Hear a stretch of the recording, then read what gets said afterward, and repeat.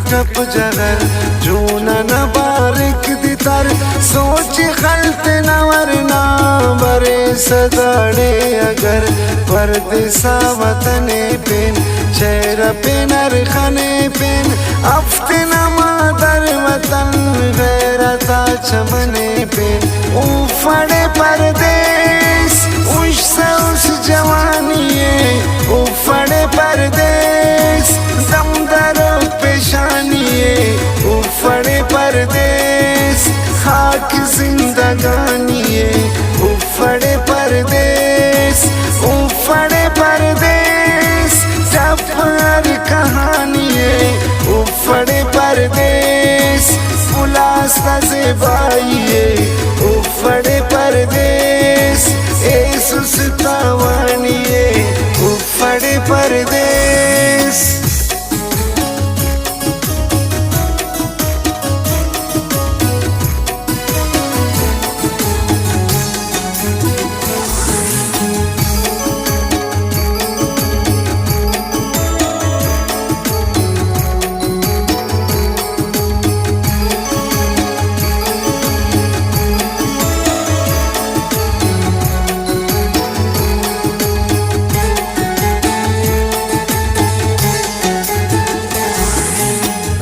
कखे दटी छुपे सोचो फिक्रटी चुपे देना मजबूरियान बेजुबान अड़ुपे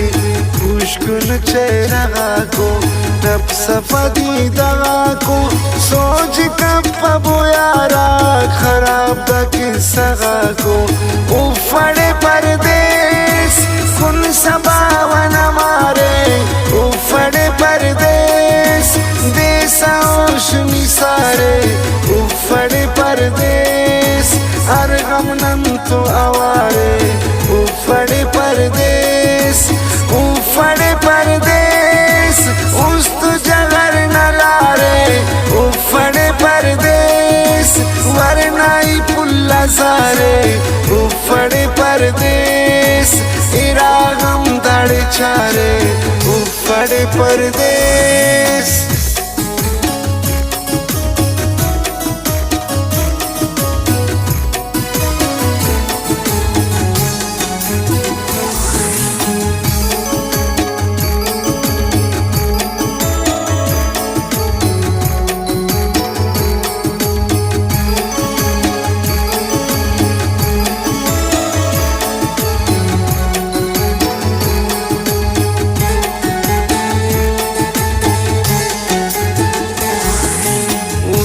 तो सलके कक बास अलके कक सोचटी डूबे तमो